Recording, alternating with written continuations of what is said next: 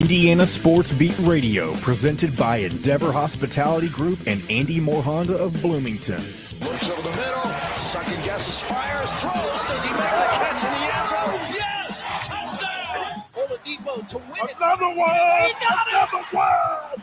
Another one! Huge hole. He's at the 30. He's going to go. 10, 5, touchdown, Jonathan Taylor. Galloway finds Rob Finnessy, who fires the three, and He hit it. Now, from the Golf Club at Eagle Point Studios, here's your host, Jim Coyle.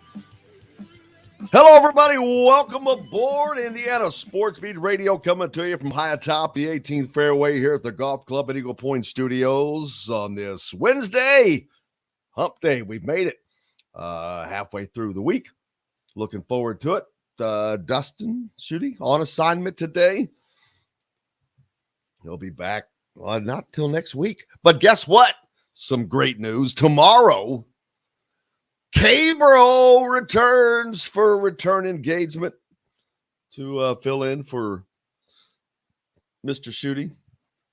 So looking forward to that, catching up with K-Bro, see how things are going for him down in Gainesville. And we can rag on him about his Mets a little bit, but obviously he follows along with the program, commenting here all the time, so we appreciate him more than you know, man, and miss him.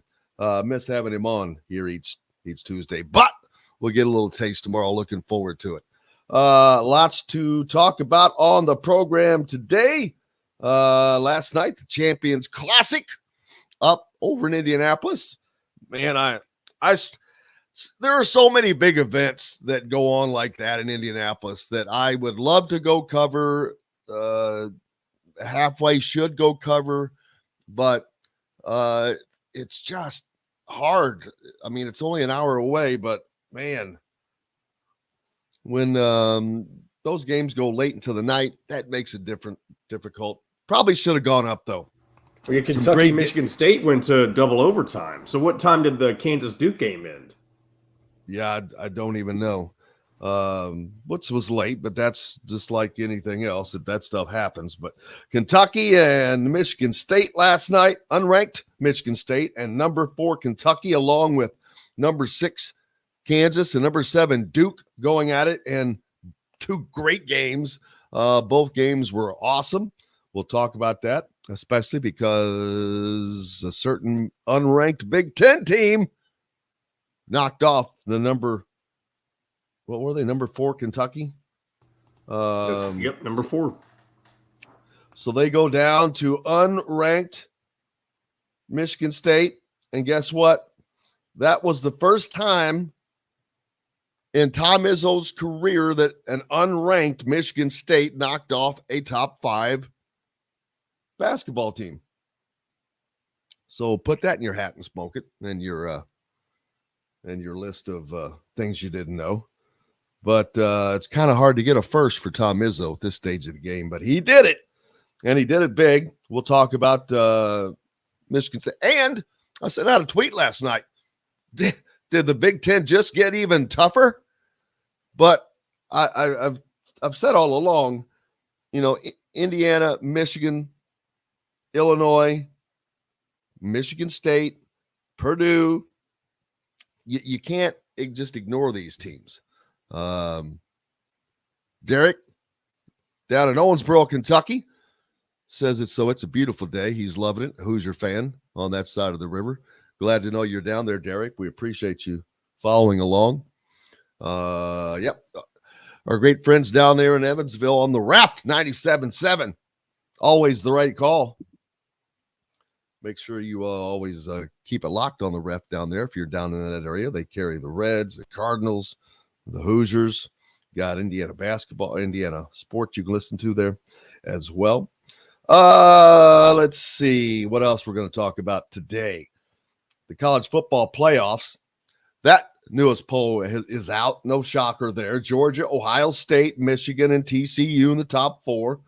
It's the teams that follow that we're going to be discussing: Tennessee, LSU, and USC. And Tennessee is just set up to walk into the college football playoffs.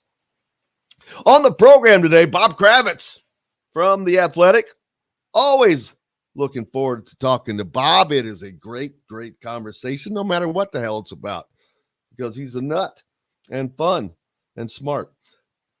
Big, big surprise for you.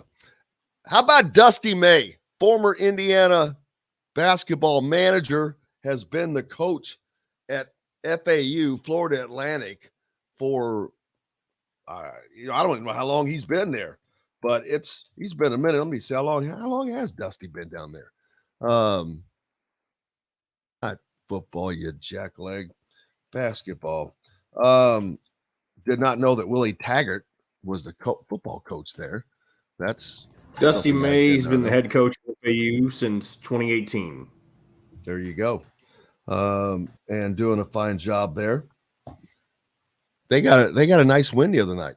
Who they beat? Thought we were talking about that. But anyway, I almost wanted to say Florida State, but that was Stetson. Yeah. Stetson had another, and then Luke Brown had another 20-point game for Stetson. To follow that up. He's rolling. He's having a good run for Stetson. On the program also today, besides Coach Dusty May, Kyle Neddenriep from the Indy Star, Rick Bozich from WDRB.com, the Hall of Famer. We've got a loaded program, so buckle up, baby, and get ready. Don't forget, we're brought to you by our great friends from Andy Moore Honda. Just go to andymorehonda.com. Get set up with the best deals in new and used vehicles at all times. And Endeavor Hospitality and the WOW Club. Make sure you go to Endeavor Hospitality and the WOW Club. Sign up. Start earning WOW rewards today. It's easy. Just go to your Apple app or Google Play store, any of those places to sign up. And they are a supporter of IU Athletics as well as Indiana Sports Beat. So please, we ask, support those who support you. Was in there at BB's yesterday. Again, looking forward to that. Chef JD jumping on. He's in there making some good stuff. They've got a new assistant chef in there as well, executive chef. Man, they're ready to make some things happen. They got a lot of news coming out of there that we'll tell you about later, but holy smokes. Had to go get some bacon, some BB's bacon, baby. It's incredible. Still working on getting it set up so everyone can purchase from wherever. But Larry says hello. Jennifer on as well. Telling Forrest hello. Tim says Michigan State really didn't impress. Well, Kentucky just had no answer. No defense, no coaching. Well, that's not exactly true. They have a litany of great players.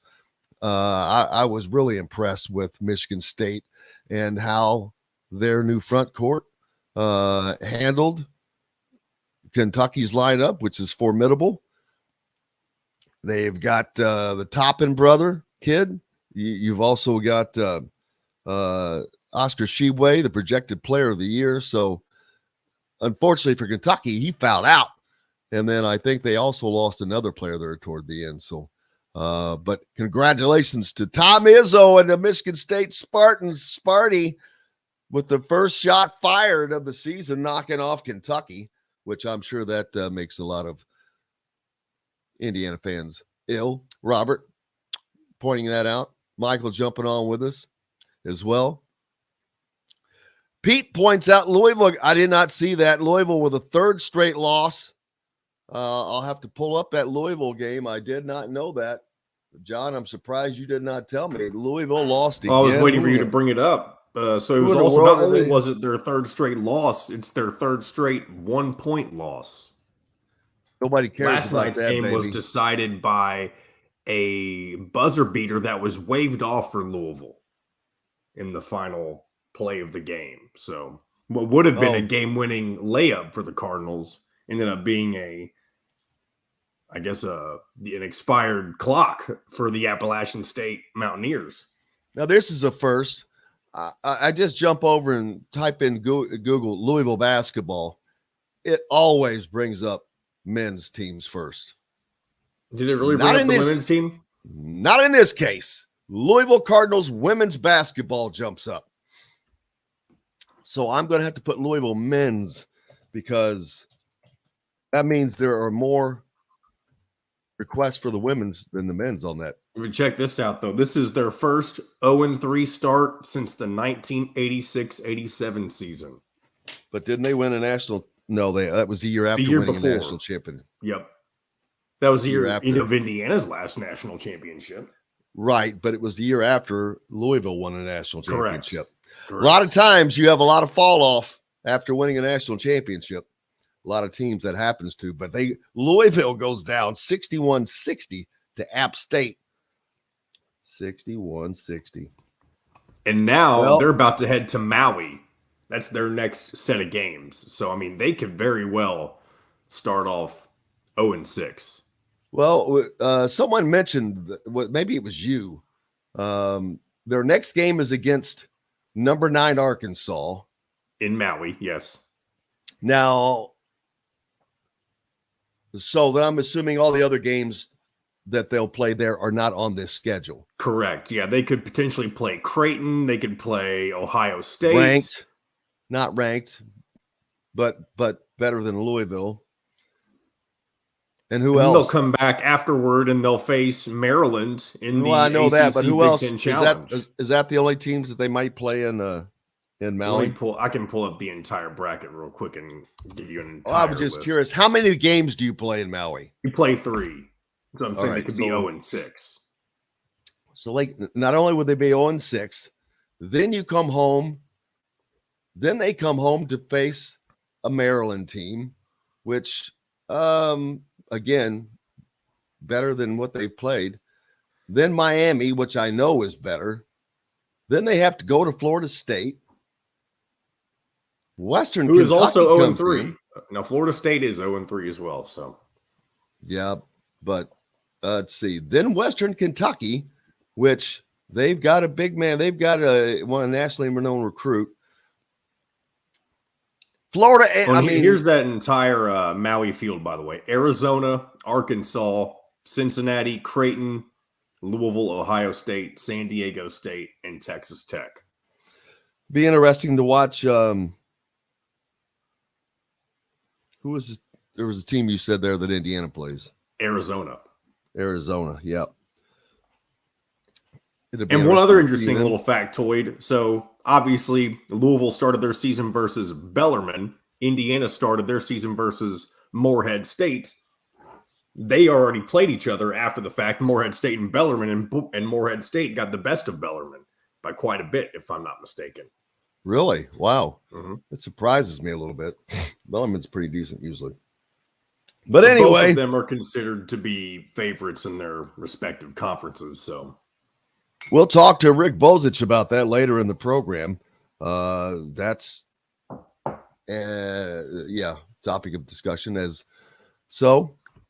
Man, it's hard to watch that Champions Classic being played in Indianapolis's Gamebridge Fieldhouse, knowing that Indiana should be a part of that. You've got 4 of the greatest programs there in Duke, Kansas, Kentucky. Michigan State is there in place of Indiana. They wanted Indiana in this thing. When this came to be, they wanted Indiana, who should be there.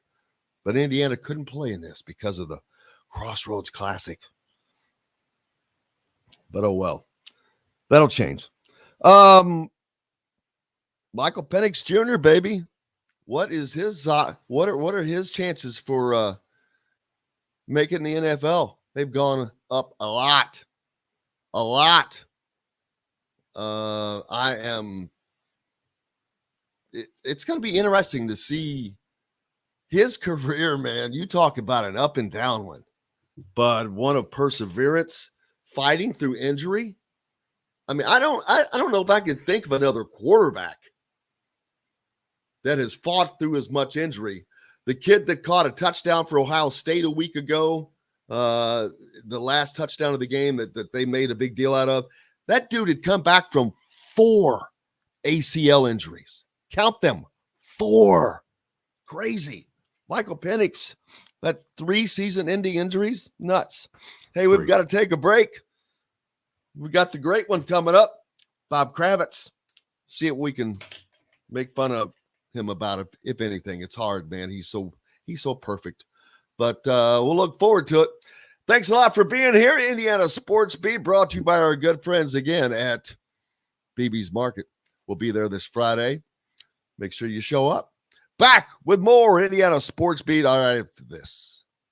We'll be right back to the golf club at Eagle Point Studios for more Indiana Sports Beat Radio with Jim Coyle, presented by Endeavor Hospitality Group and Andy Moore Honda of Bloomington. Whether you're visiting.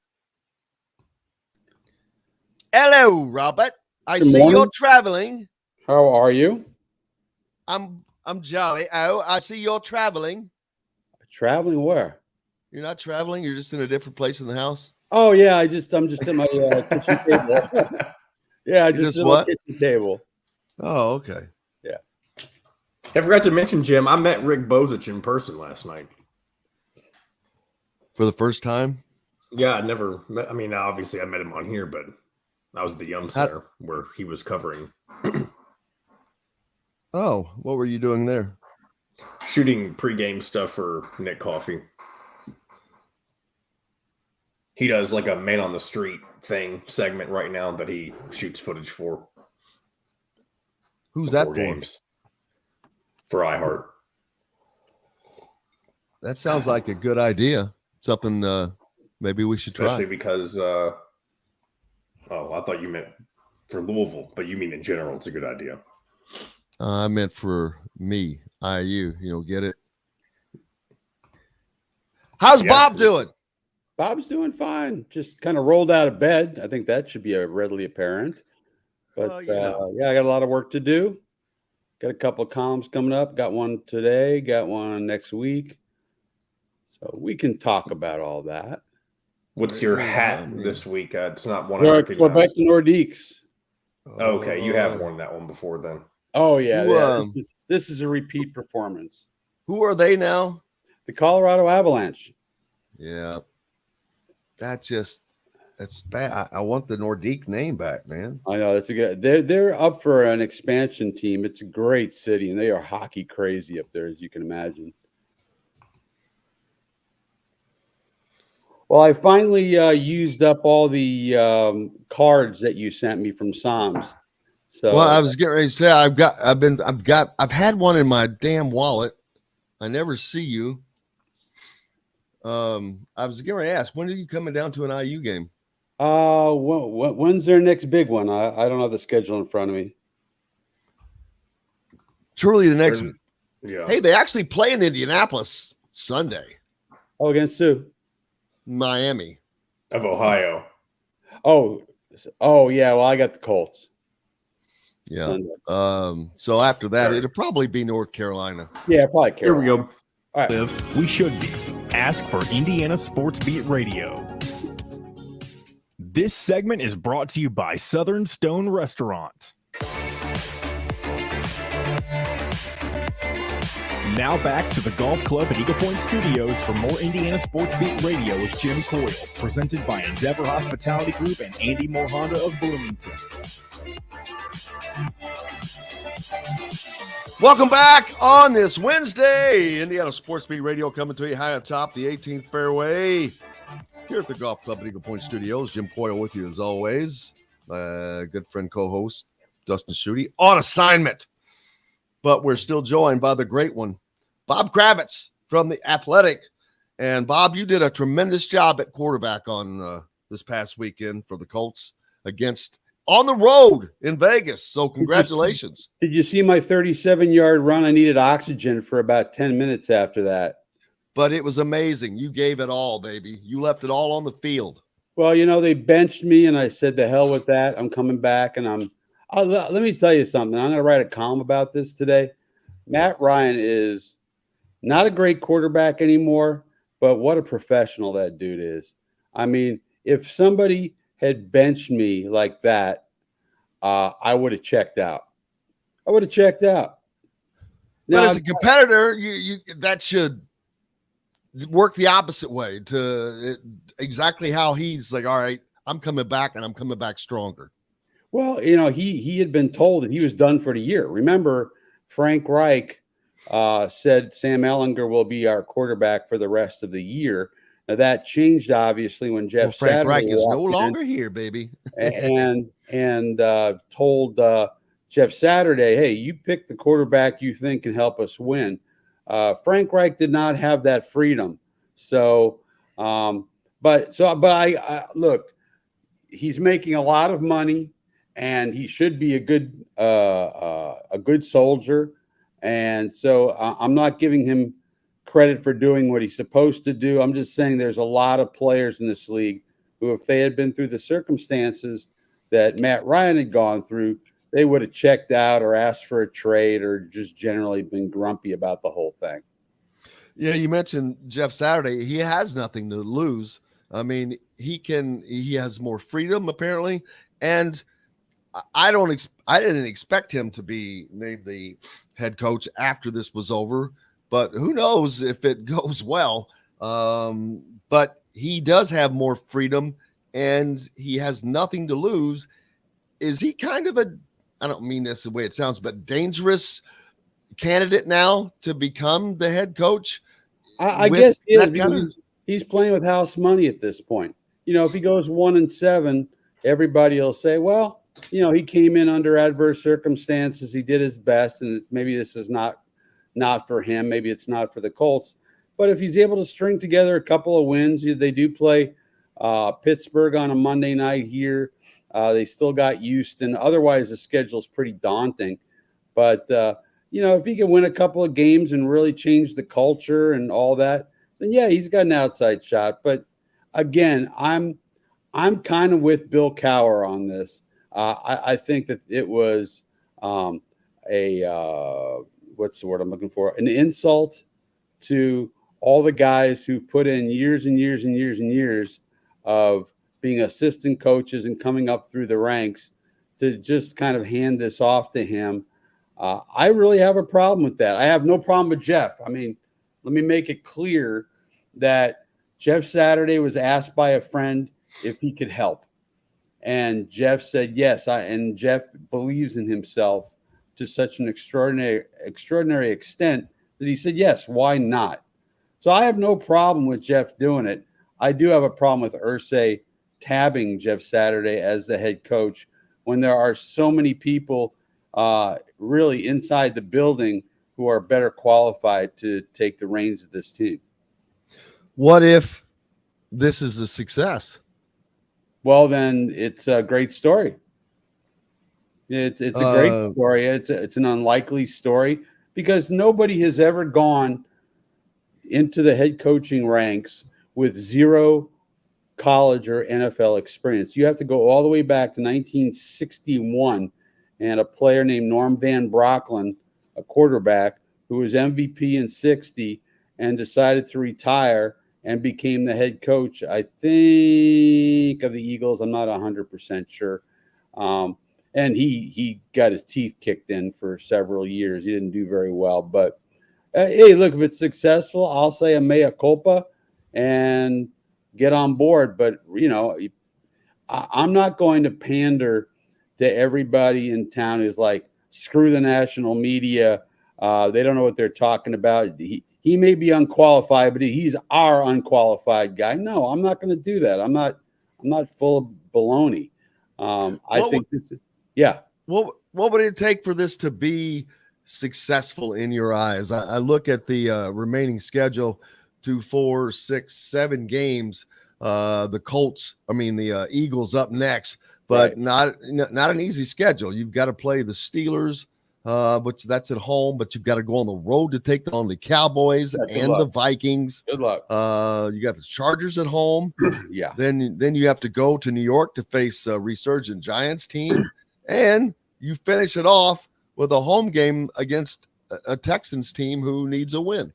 Yeah, well, they're pretty terrible. I mean, at that point, the Texans will be tanking completely for the first pick in the draft, would be my assumption. But look, if they can win 2-3 games, that would be good. Would that be enough to convince everybody that Jeff's the right guy? I don't know. Remember, they still have to go through the whole process. The Rooney Rule is in effect for full-time coaching positions. They didn't have to deal with it in an interim situation. So, if I was putting money down, I would say that Jeff Saturday will not be the head coach of the Colts next year. And if I had to put more money down, I'd say that Chris Ballard is no longer here at the end of the year. I would agree with that. And I would think that these last 7 games, or 8 now that he's actually coached one, but the 7 games it's going at the end of it's going to be thanks very much. We appreciate you. And there's your next column, the headline. Thanks very much. Thanks very much. Thanks for the memories. Thanks for the memories.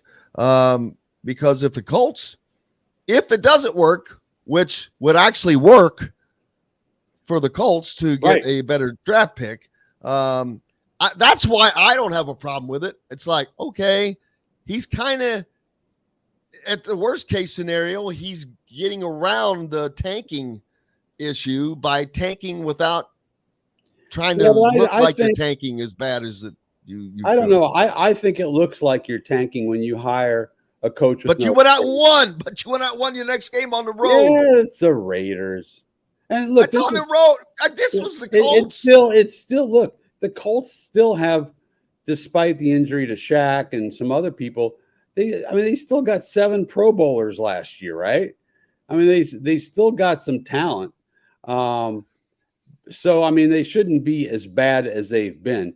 But look, your first game, you get a new editor, you get a new boss, you get a new teacher. You want to put your best foot forward. I really think that this was kind of the one game Saturday bump.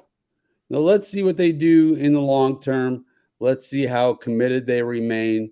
But the good story out of all this is that Jim Irsay has gotten the hell out of the way finally and let his coach make the moves that he wants to make. And that's the overarching important story to me, because he got involved with Marcus Brady. He got involved with Sam Ellinger, mandating that Sam Ellinger play.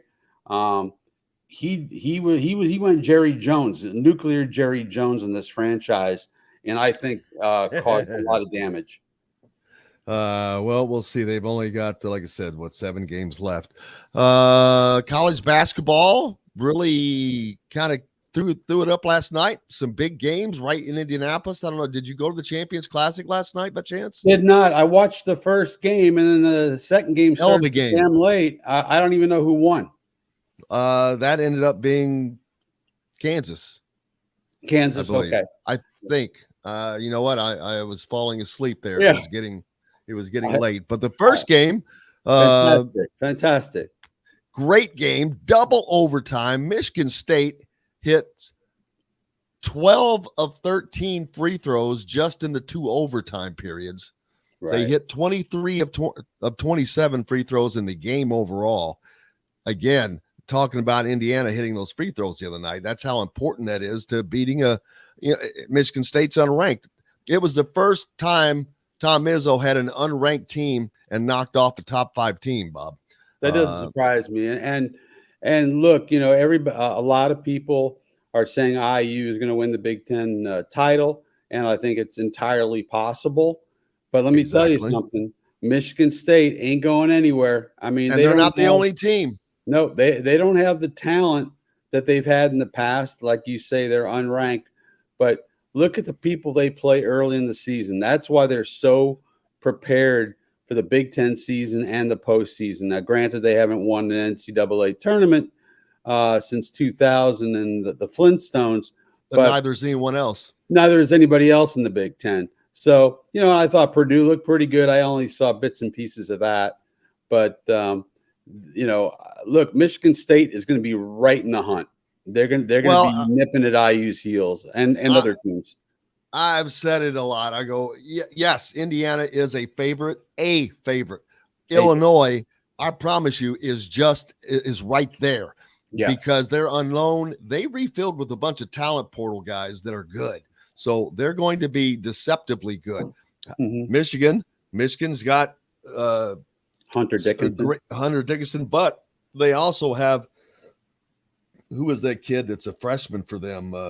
Is it Jed Howard? I can't remember, or Derek Simpson. But one of those guys is a freshman, very, very highly rated. So as well. And Michigan State. I said, you can never count out Michigan State. Nope. Damn it. Nope. They're always going to be well coached. Like you said, they played this game last night. If they had lost, it would have been a great game to get battle test them already. You're not playing games like that against that kind of talent, against a projected player of the year and Oscar Shibwe and Toppin and all the talent Kentucky has. Great win for them, but it also makes the Big Ten. And Purdue is not going to go away. I promise you, they've got Mount Edie and a solid core of players around him. But I think it's going to be Indiana, Michigan State, and Illinois at the top. Those 4 teams. I think that Ohio State, Purdue, Rutgers. I'm sure I'm forgetting someone. There's going to be a next tier. Wisconsin. That doesn't mean those teams can't beat the teams in front of them, but I think that's where the line of demarcation is going to wind up. Yeah, I agree. Indiana football, man, they're in a quagmire, brother. Yes, they are. More assistant coaches changes. Well, the situation, the financial situation. I mean, I don't see with and not again. I always try to preface this. Not that I'm suggesting a coaching change. If they wanted to do that, they're precluded because they have about a $20 million buyout. That does not include assistant coaches. That does not include a new staff that you would have to hire. Right. So the actual cost of a change, but what would it be, Bob? 40 million? Yeah, it would be excessive. But keep in mind, and I granted we're talking basketball versus football at Indiana University, but during the pandemic when everybody was bleeding money, somebody came forward and cut a couple of checks and made Archie Miller go away. So, just because a buyout seems excessive doesn't mean that somebody won't cut a check. I have really mixed feelings about this. I mean, I tend to think you give Tom another year. Oh, absolutely. They did have that terrific recruiting class.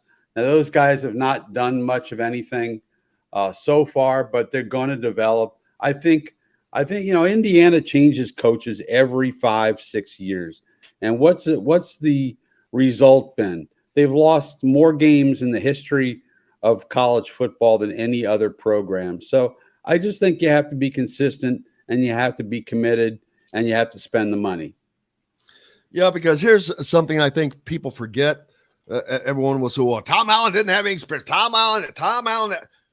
What did Jerry DiNardo do? What did Cam Cameron do? Right. What did all these guys that had all this experience? They failed.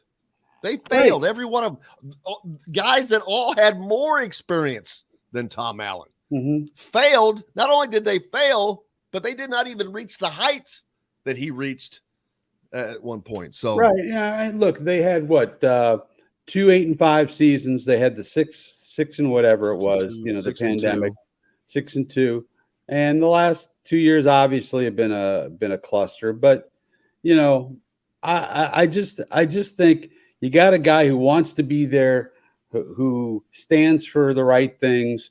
And I honestly feel like IU is going to turn this thing around at some point. I may not be alive when it happens, but they're going to turn it around at some point. And they have already, with the 2 8-5s and the 6-2. So that's just Indiana football. They're always going to be kind of vacillating between awful and decent. And, I don't know. I'm inclined to hold on to Tom Allen. If they can make some changes in the assistant coaching staff, go get it. If you feel you have some weak spots, but other than that, I think I would stay the course. Yeah, well, the assistant to me, the assistant coaches, coordinators is exactly where this fall off has been. I mean, it's been pointed out. Look at Kane Womack at South Alabama, doing very well.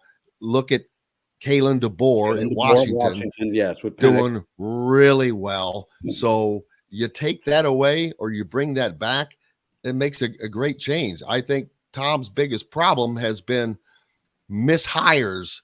He hires the wrong people at the wrong time. You replaced Kalen DeBoer with Nick Sheridan. It was horrible.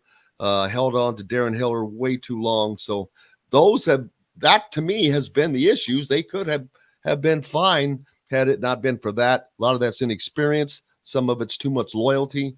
But what's up next for you, boss? Well, I'm going to go out to the Colts today. And as we were mentioning off air, I think Matt Ryan has been just the total pro about this whole thing. You know, he's probably only going to be here for 1 year, but I think his legacy, such as it was, will be that he was the consummate pro.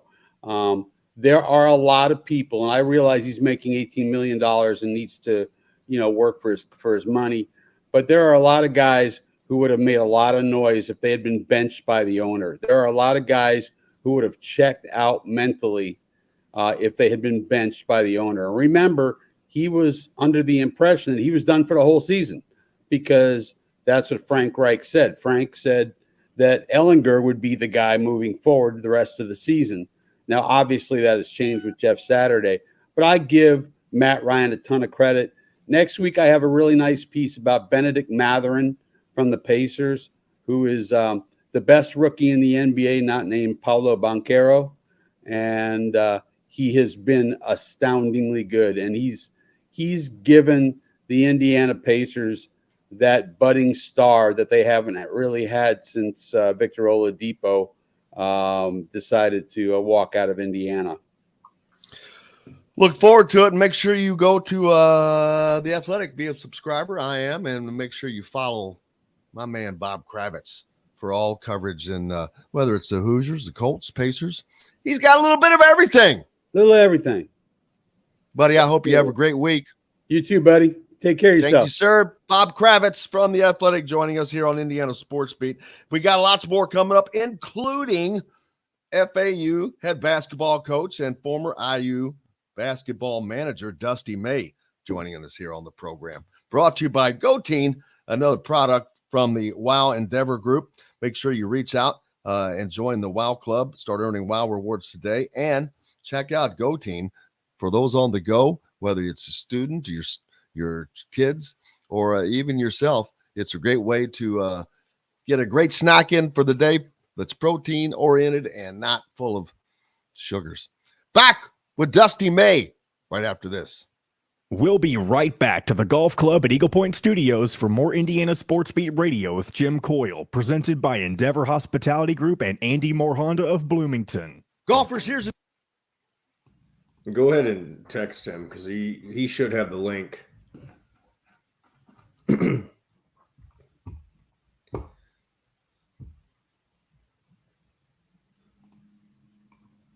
Say it's from me, not you. He may have been looking for you.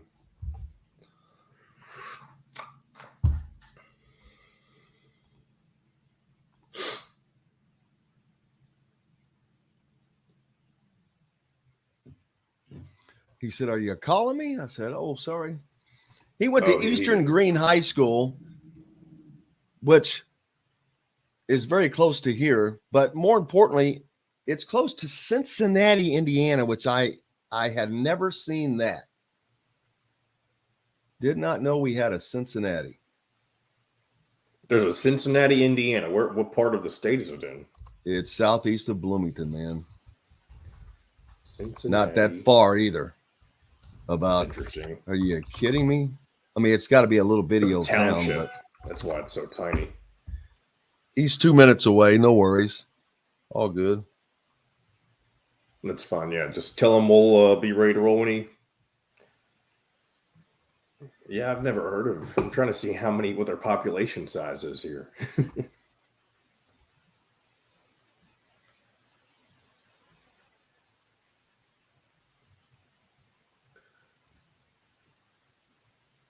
According to tradition, the community was named when a visitor told the innkeeper that the surrounding hills and whiskey made him recall his home in Cincinnati, Ohio.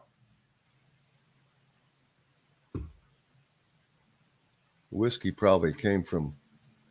The fuck is Jen? Oh yeah. Okay, with that. Fuck.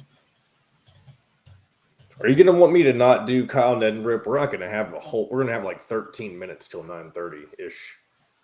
14 minutes. Or if you want to try to put Kyle off a little bit and put Rick off a little bit. I hate to skip Kyle with what's coming up. Yeah, well, I'll figure something out. So he's good though. He has the link, right? He is He's just 2 minutes away. He's probably jumping. All right, here we go. Door to your door with AndyMooreHonda.com. Come see us at the all-new Andy Moore Honda, now in Bloomington. This segment is brought to you by Remax Advanced Realty, Indie Home Pros team by Cheryl Sizemore.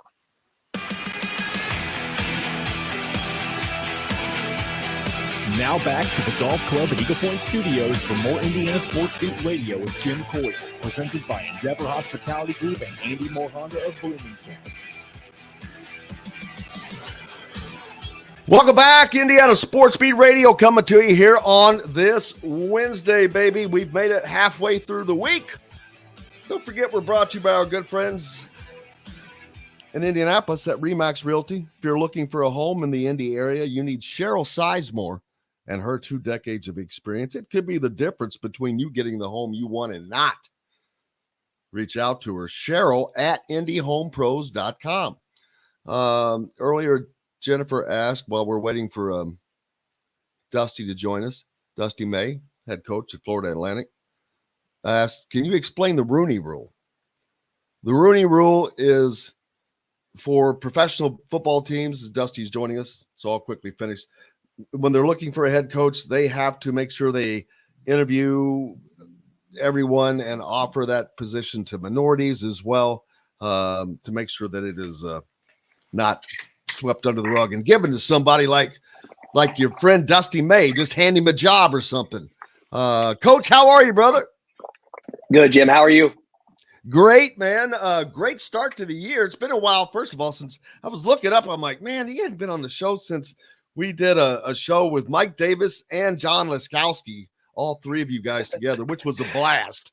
But I don't think we've had you on since then. So good to have you back. Thanks, Jim. Coincidentally, we play Coach Davis this Saturday at our. Are you kidding me? Excited to see Coach and Antoine and Coach Marsh and Coach Rep, the whole band back together. I'm not excited to compete against them, but I'm excited to visit with them. So, but we can go back to talking about the Colts if you want to, Jim. I'm excited. I get all this Dolphin chatter and Buccaneers chatter down here. So, well, there's nothing to talk about with the Colts, my friend. Unfortunately. Yeah. Right. Yeah. IU basketball would be a little different. We could talk about that. That's very cool and ironic that you play Detroit. At least it's a home game, I see. So you have him at home. Mm-hmm. Yeah, it'll be a great, especially Antoine. I mean, he brings so much attention, and it's going to be fun. He's still there, man. Yeah, I know. Did he lead the nation in 3-pointers last year? I want to say, Jim, he's broken Steph Curry's career 3-point records, or he's close to doing it, or he did it single season. Yeah, he owns some NCAA records for threes and shooting. Yeah, that's not always never fun to look at, but you guys, what a great start to your season. Let's see, 1, 2. Well, you lose to Mississippi, but that's a tough Power 5 battle. You follow that up with another SEC battle, in which you go on the road in this. Well, I don't know what do they call it. It's not the swamp. What do they call it there? The muddy area. Yeah, the area is the O-Dome, yeah, in the Florida, the O'Connell Center, the Exact Tech Arena. But yeah, Jim, we didn't have our second. Well, he's our leading scorer now, but he's a career Mike Force. He's using his COVID year, and so this is his 5th year. He scored about 1,300 points. We didn't have him at Ole Miss, And so we had some newer guys step up and play well, and we were in position to.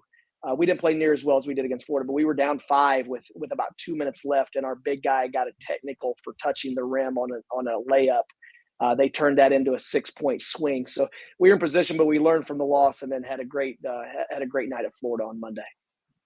That's just a huge win, though. What does a win like that do for your program when you beat not just a Power 5 team, but an in-state Power 5 team, and one with Florida who has some tradition in basketball? They're the last team that won back-to-back national championships. Yeah, Jim, we don't have our school, we have such a new history.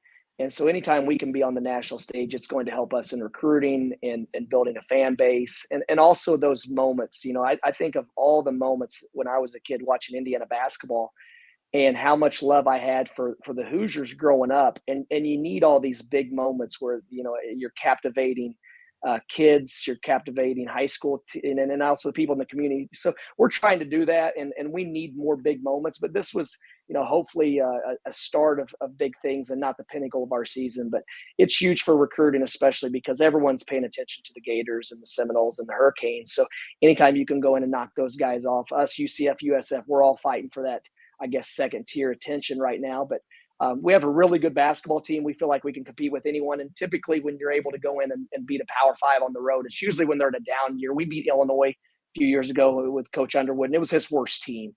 So I think Kofi Cockburn was on his official visit that night. So I think we really assisted in the recruitment process where he knew he was going to get to play a lot after that night, shortly after Christmas a few years ago. So, but this is a good Florida basketball team. We think it's an NCAA tournament team. We think it's a top half SEC team. So it's numbers wise the best win in our school's history. So we have to use it to build on and capitalize on it. Well, and it has to tell you that something about your own team, that you guys have a good squad that you can look forward to this season, knowing that, well, we're going to get better as long as you stay healthy. You guys should have a pretty healthy outlook. We do. And the crazy thing is, Jim, with the COVID year, on paper, we start a freshman, 3 sophomores, and a junior. And out of the next 7 guys on our roster, I think one of them's a senior, and maybe there's one other junior, maybe 2 other juniors. I don't have it in front of me, but we have a really young roster. And in today's climate where there's never continuity, and every night you turn on the TV, there's 8 or 9 new players on each team. Just to have this group back again, it's been very rewarding, and it's so much fun to grow with these guys. So, it's a team that still has a much higher ceiling than we played, but we're excited because they're a great group of guys. They work hard. They have great camaraderie. So it's been a blast. Very, very lucky to have these guys. You've been down there now for what, 5 years? Yeah. Yes, Jim. This is year 5 after spending 3 in Gainesville. So. I've been a Floridian for 8 years. And I was going to say, man, you're liking that sunshine. I hear you. It's I get it. It's been okay up here in Bloomington, but January's around the corner, and I don't know what it was, but when I was in school, I only was from an hour and a half south of Bloomington, but when I was in school, I felt like I was going to the North Pole. I'm like, what the hell? Why is it so cold here? Yeah, I say it now. If you don't know, you don't know until you live in it. Then you don't realize what you've missed. I don't miss that part of it all. Looking forward to it, man. So you've been in Florida for all this time. You've been at FAU. Not that I'm trying to get you out of there. Most coaches are always looking at some point to move up. Power 5 jobs, or is that something that, not that you're thinking about today, but when you sat down and said, hey, let's start this coaching thing, is there a place where you want to end up or wanted to end up? What's the thought process in that for a young coach like yourself? Jim, to be honest, I've surpassed any expectations of coaching. Even when I went to Indiana as a manager, I was doing it. I wanted to be like my high school coach, Mark Barnheiser, who's in Lafayette now. So I just wanted to be a high school coach. And then when I found out there'd be an opportunity to maybe crack into the college coaching ranks, I thought, you know what, I'm going to give it a shot. So I've surpassed all expectations. I don't really look at that type of stuff You never say never, but I'm extremely happy here. And I came here because I wanted to build a program. I was tired of moving a lot. I love this level of basketball. There's still a level of purity and teaching and coaching and relationship based, I guess, practices. So it's just different, and it doesn't seem quite as transactional as it does at other levels. So right now I'm really enjoying this. Like I said, I love our staff. I love our guys, and obviously living in Boca Raton, Florida, and we're growing. So there's big upside here. We're not at a place that's stagnant. You show a glimpse of what you can be, and people would jump on board. We don't have the hundreds, a couple hundred years of history or the 150 years of history like a lot of the land grant schools. So we're building that now, but we have everything you need to be successful, and we're incrementally getting better in facilities and recruiting in every way, shape, or form. Hopefully you've stayed clear of these hurricanes here in the last bit that have terrorized Florida. So I think you're far enough south that you've been able to avoid those this year. We completely missed the big one. We actually, Jim, we left. I guess we played Ole Miss. I guess it was Friday night. These days, the season that runs on top of you. But I think we left. We got an early flight out, maybe Tuesday or Wednesday, to beat the hurricane because all the flights would be canceled. We flew to Atlanta. Got in at like 2 a.m., bust over to hotels in Atlanta were booked. We bust to Oxford, Alabama, stayed the night, got up, drove to Birmingham, practiced at Sanford. Then we drove to Ole Miss. We were there a couple of nights. And then after the game, we still couldn't come back. So we went from Ole Miss back to Birmingham, stayed there, practiced, then went to Atlanta, and then eventually flew to Gainesville. So it was great for our guys to spend that time together, especially early in the season with no distractions. But yeah, the hurricane definitely affected our travel, but it ended up being a good thing. One of the things, how many IU basketball managers, former, do you know of that have become coaches? And was Lawrence Frank the first, or was he just the first that made it big because he went to the NBA? He definitely wasn't the first. He was the first one that went high profile. I think there were several guys just before me that, and back then the video room was how that was kind of the niche that we all broke into it. And back then, before Coach Izzo's video department kind of took over the NBA, a lot of the IU guys were going to the NBA as video coordinators and then moving up into the scouting and then into the front office. So there were a lot that did the NBA and then went on to be graduate assistants and video coordinators. So the group that I was with, Mike Schrage, who was the head coach of Elon, that's now at Duke, and Joe Pasternak and Matt Babrick went to Stanford. He was in my class. The guys that all wanted to get into coaching did it through the video room. And that's changed now, where now, video is a lot more common. So the entry level positions typically go to someone that has a relationship with an AAU program or recruits, things like that, it's just different now. I don't think I could have broken into the business through the video room now like I was able to then. Yeah, and I remember, which I know that's a different situation, but if you were under Coach Knight and doing that was a school in of itself. And one of the things I was going to ask you, because I know that back then for his players, they all had notebooks, every Knight player, and they still have them. Most of them, I think, notebooks filled. Correct. Like it was just like they were going to a class. And most of them, I know Todd Leary still has his, these notebooks are filled with stuff from practice. And it's, I really believe this should be compiled. Someone needs to get these from these guys, borrow them and compile them. There cannot be a better, there's no one else that can do it now. That's why you don't see the motion offense nearly as much, because no one could run it like Knight could and his proteges. But just to see that information out there, I think that would be cool. There, and a lot of the managers that I was with, we all took daily notes on 3x5 note cards. So I have stacks of note cards, I have binders, and I read them. And somehow when I was cleaning out a storage closet years ago, one of the Coach Knight's notebooks, and it wasn't notes, but it was his typed notes from every practice, maybe in every game that season. But anyway, so what Coach Knight would do, he would watch the film, and then he would speak into a microphone. And then when he'd hand the microphone to Mary Kay, Marianne, I'm sorry, and Marianne that would type it up. So I have one whole season of a copy of those typed notes, and it's fascinating, just possession by possession. A couple times, before the season when I'm trying to get my thoughts together, I saw some where Coach had made a few comments about Fifes, whatever it was, not setting a good screen or not setting his man up. So I'd take a picture of it and send it to Dane and bust his chops over that type of stuff. But it was a masterclass every single day. And Coach Knight's ability to teach and take very complex situations and make them seem simple is a true art form. And you're a true local, man. You went to Eastern Green High School, which I didn't know that there was a Cincinnati, Indiana, which I know it must be about the size of a pin dot. But I just happened when I was looking over there, because Eastern Green is just, how far was it? 25 minutes south west of Bloomington, maybe? Well, Jim, first of all, it's not that Cincinnati is not where the Reds play, if that's what you're wondering. Well, so. No, trust me, I know that.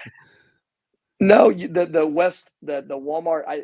I grew up right on the Greene County, Monroe County line, so I think to that Walmart on the west side was maybe 7 or 8 miles max. I think it's Highway 54. We technically lived. I could throw a rock to Stanford, the small town just on the Monroe County line. Not the university, basically not where the university, folks. Not the university. Yeah, not on the farm. It was a different type of farm. But yeah, right on the Monroe County, Greene County line. So, I grew up going to the Hyper every day on the weekends, going to Chuck Franz and Saturday morning basketball camps. My mom let me, or paid for me to go to one basketball camp a summer. So, I was going to Indiana camps and Coach Cruz's camps in Evansville. So, a true local. I played in the Hyper building 5,000 times before I ended up back at IU. Do you know Mike Ross by chance? I do. Mike Ross. Yeah. Mike Ross lived about a mile past me coming from I was school, going to text him earlier. Good friend of mine that you were on the show when I was in 7th, 8th grade, he was my ride home every day. And my brother, I had an older brother that was friends with his younger brother. So yeah, Mike and those guys, they were like the dudes I looked up to and playing open gym and all that. Tracy Hardesty and Mike Ross, all those guys. Unbelievable people. What a great background with the culture of basketball we had at Eastern Green. Those guys all loved it.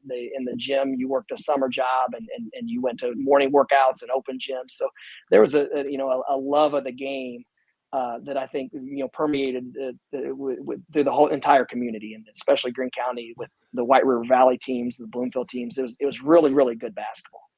Well, Mike is still enjoying playing basketball, by the way. He plays at the Y. But they have a league there, but no, they don't just get some team. He's Mike, and I'll tell him he brings in the ringers, baby. Last year on his team, Charlie, I can't think of Charlie's last name. I don't know why but is SID at Indiana in basketball. Big dude, played. But he also had Johnny Jager on the team amongst some other guys. But the other night, we're out at Mike Whitson's coach's show, and he's sitting there trying to recruit Jordan Halls. And I'm like going, man, he cannot play in a damn Y league.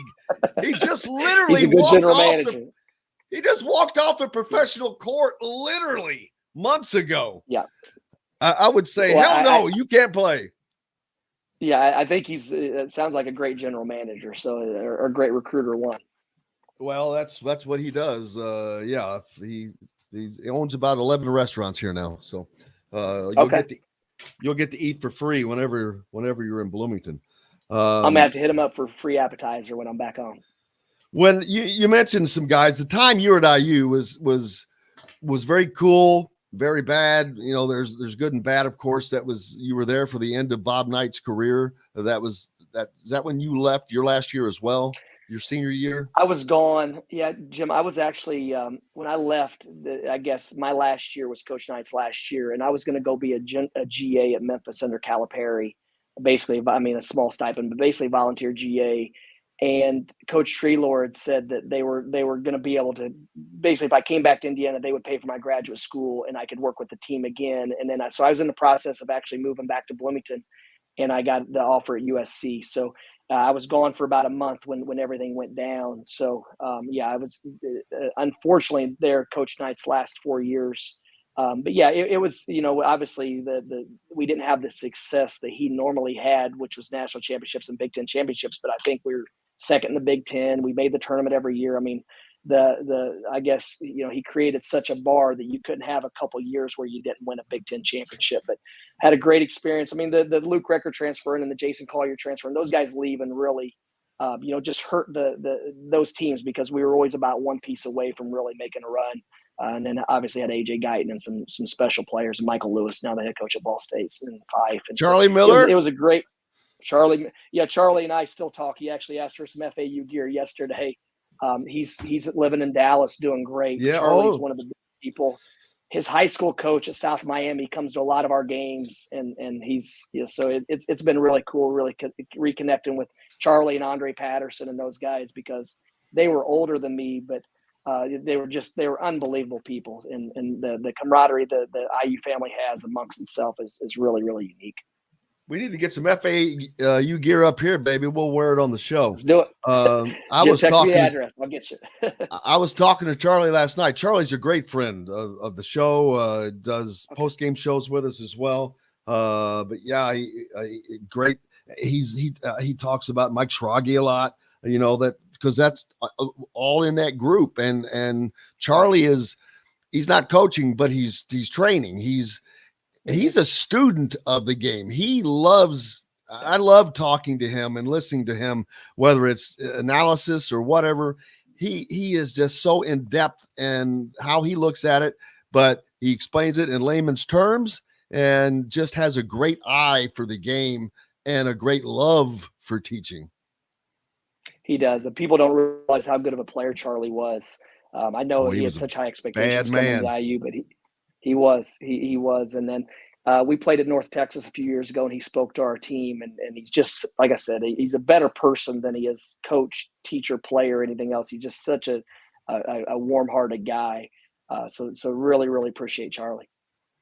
Absolutely. Let's see. Coming up next for you guys, I'm trying to get back over to your schedule. Your next game coming up is against Bryant at home tomorrow, 7:00 before you take on Mike Davis in Detroit on Saturday. So good luck in both of those games. Lee, that's an early game, man. You get done with that early. You get the win. Go out and get you some seafood. Well, we've got Bryant tomorrow, which is an NCAA tournament team last year that played Wright State. So I've got to hit up Dan Bray, another former manager that's a really rising up and coming assistant at Wright State for a great program. So I need to figure out how to beat Bryant from him today. Just Raiders. Beat Louisville. Also, they have I can't think of his first name, but Sisley, Trent Sisley's brother. Trent Sisley is an IU big time IU target from Heritage Hills, but his brother is on that team, Sisley on Wright State. So big win for them. So congratulations to them. So yeah, it's hard to keep track of all these branches and these trees and especially with just you guys with the managers. I mean, my God, that thing goes so deep. And then you add the players to it because of the players that are in. You mentioned Andre Patterson. Isn't he in still with the Pistons? Andre was with the Jazz, and I believe he's with the Cavaliers now. I spoke with him recently. I lose track of which teams are with him. Yeah, he's moved and he's continued to climb the ranks. He was coaching at UT Arlington when I was at Louisiana Tech, and we played them every year. So that's where we had a chance to reconnect. And then Andre's another one, man. He's a salt of the earth guy. I expect him to be an NBA general manager before long. But yeah, I think he's with the Cavaliers, but I'm not positive. Make sure you follow Florida Atlantic. Give them your support because they don't play Indiana, so you're cool there. And you got Dusty May at the helm, so he's a legit hometown. Call him a hometown dude, man, because he is. So make sure you support FAU. We'll have you back on, man. Love to follow you guys and follow your success. I appreciate you so much, Dusty, for taking the time to come on, man. We love it. We appreciate it. Well, good luck, buddy. We'll talk to you soon. Absolutely. Appreciate it. Dusty May. Go Thunderbirds. Go Thunderbirds, baby. Go Thunderbirds. I thought they were the Owls. No, we're the Owls, the Eastern Green Thunderbirds, the T-Birds. Oh, okay. You screwed me up. Man, I went to Floyd Central. I'm from down south. Okay. I had no idea. Boy, everybody always is loves. Coach They love Sturgeon to the say coach that. of Floyd's Knobs now? Who's the coach at Floyd He Central? just retired before this season, which, wow, it was a little unexpected, and that's going to hurt them, man, because they had done so well under him. That was a program that had done. They had a coach that reminded you of Bob Knight, and I'm not kidding. Joe Hinton won 500 plus games. Off the court was the nicest guy you'd ever meet. On the court, buddy, he was the most competitive SOB you've ever seen. Yeah. It was great, but he literally had two personalities, where Bob Knight had 1.5. Joe's was two completely. Off the court, never seen him nothing other than being nice. It was hilarious. On the court, no, he had a heart attack once, and they gave him a microphone so he didn't have to yell during practice. All that did was make him yell louder, so had to take that away. Well, Jim, I appreciate you having me on. Go Hoosiers. Dusty May, Florida Atlantic. Make sure you follow the Owls, baby. We're back with more. Brought to you by our good friends at Barbara Pop Real Estate Services. If you're down in Southern Indiana, Louisville, Floyd, Clark, Scott County, Harrison, make sure you reach out to Barbara Pop Real Estate Services. They've served that community for 3 decades. No one knows or can get you into the home better than Barbara Pop Real Estate Services. Reach out to Barbara at barbarapop.com or my man Matt Lincoln, Matt at barbarapop.com. We're back with more right after this. We'll be right back to the Golf Club at Eagle Point Studios for more Indiana Sports Beat Radio with Jim Coyle, presented by Endeavor Hospitality Group and Andy Moore Honda of Bloomington. Andy Moore. That was great. A great interview. Love Dusty. Dusty's awesome. Got to remember to get him back on during the season. Mm-hmm. I need to track down every manager that's a coach. I'm sure there's a lot of them. Well, there are, but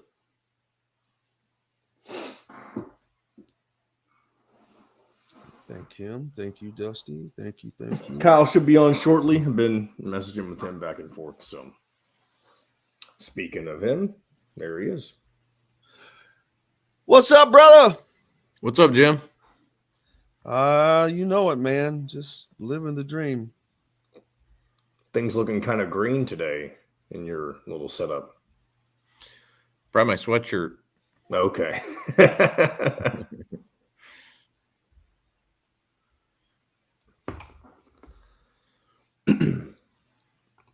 Excuse me.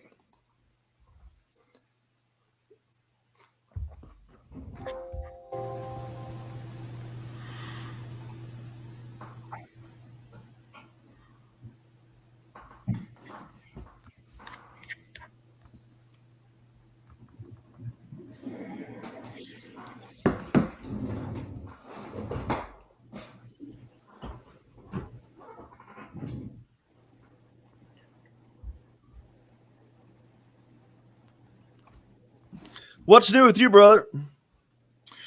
Oh, not much. Just cranking away on basketball stuff and trying to get some football stuff done. Yeah, that was well, at least it's getting close to the end for football. Yeah.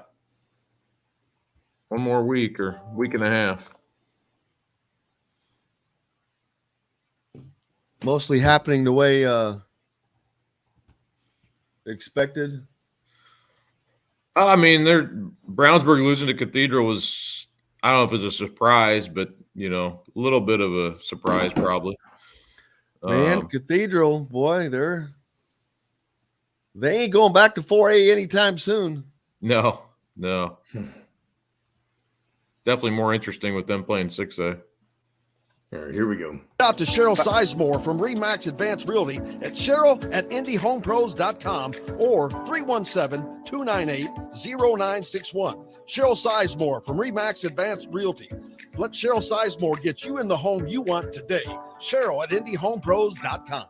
This segment is brought to you by Feast Market and Cellar. Now back to the Golf Club at Eagle Point Studios for more Indiana Sports Beat Radio with Jim Coyle, presented by Endeavor Hospitality Group and Andy Moore Honda of Bloomington. Welcome back on this Wednesday. Jim Coyle with you. Hope you're having a great week. We've made it to the halfway point of the month even. It's the 16th. Kyle Neddenriep from the Indy Star joins us. Kyle, how you doing, buddy? Good. How you doing, Jim? Cannot complain. The football season is getting closer and closer to the end. A side story for you hunters. I noticed that a repeat offender from Tippecanoe County was given Indiana's first ever lifetime hunting ban for poaching wild turkeys. So no poaching wild turkeys, Kyle. Don't worry. I won't. Yeah, I'm sure you have all kinds of time for that.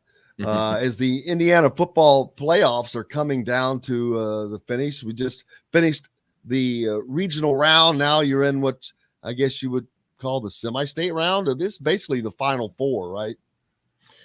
Yeah, one game from next week's state finals, and so this is basically the last week of outdoor football. So that's a good thing considering the weather we're getting now. But yeah, so yeah, all the winners this week will play at Lucas Oil next week, and we'll be off and running from there. In the break, we was talking about. I asked, everything going as you expected, and you mentioned that the Cathedral beating Brownsburg not necessarily an upset, but maybe a little bit of a surprise, even though as well as Cathedral has played this year. Yeah, I would say that's fair.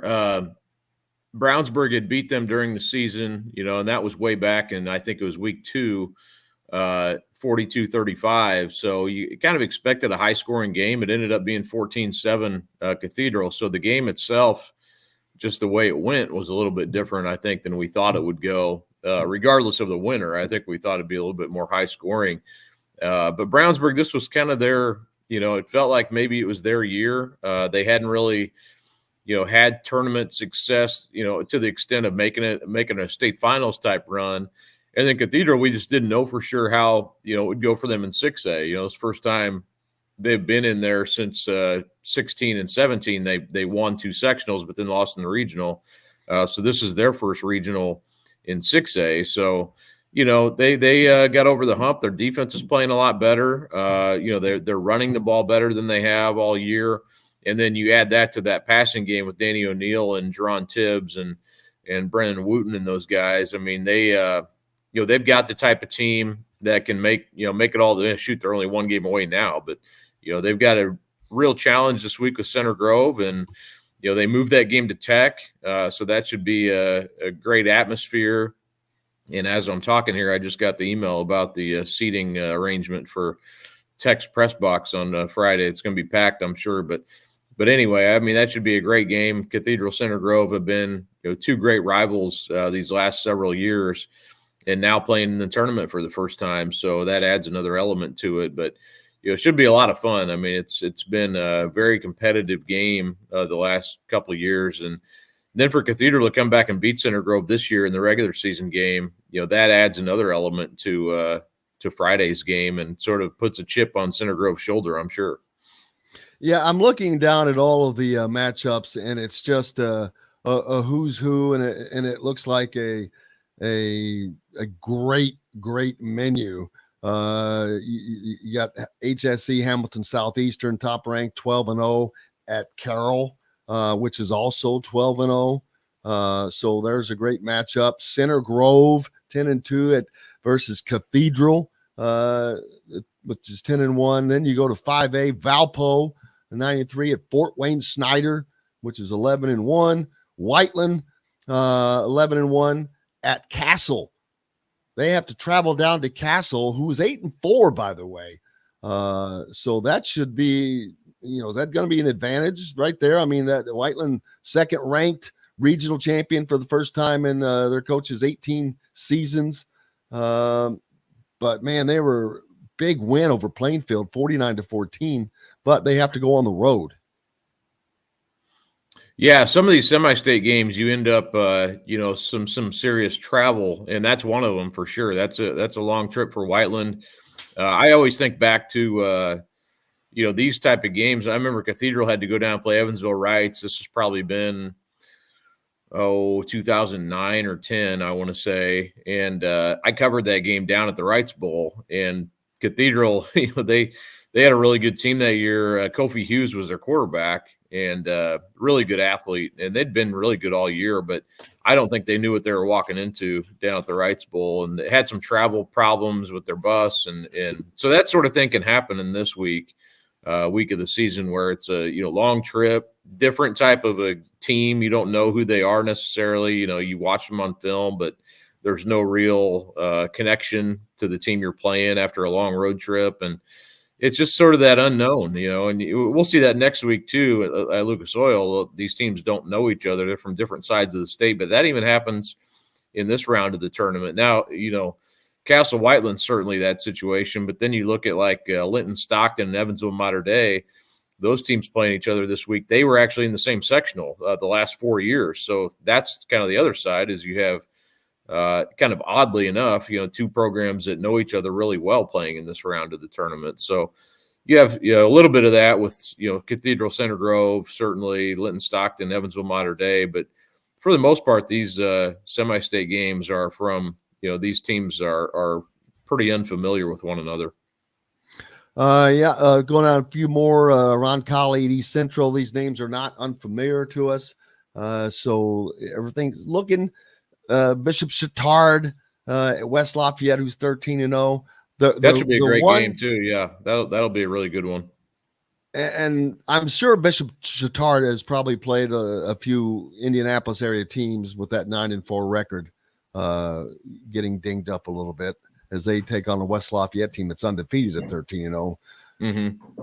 But yeah, you look at Chittard and Bishop Lures from Fort Wayne are pretty similar in that they always play bigger schools. So their record's always, I think Lures every year has 4 or 5 losses, but they play all those Fort Wayne schools that are 5A and 6A, somewhat similar to Chittard. They play Roncalli, Cathedral, schools that they play some Cincinnati, so they're always better than their record indicates. But that West Lafayette team is interesting to me because they've played kind of the opposite. They've blown out a lot of teams, but they have a quarterback named Max Mullis, who I think should be in the running for Mr. Football.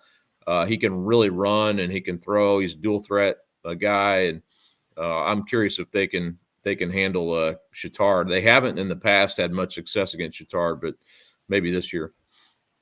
Cinderella story. It's a Cinderella story in Augusta.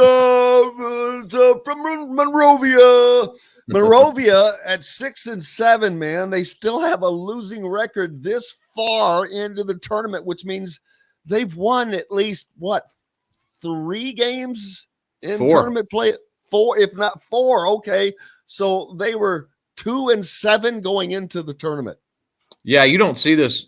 I talk about Lures and Chittard. This is not that sort of situation. Although Monrovia, they do play in a really good conference, but they were on a 7-game losing streak going into the sectional. So no one had them penciled in to make it this far. Really, and to do it, story. They beat 8th-ranked undefeated Owen Valley to get there, Kyle. Yeah, and they beat and they had a pretty good draw in the sectional.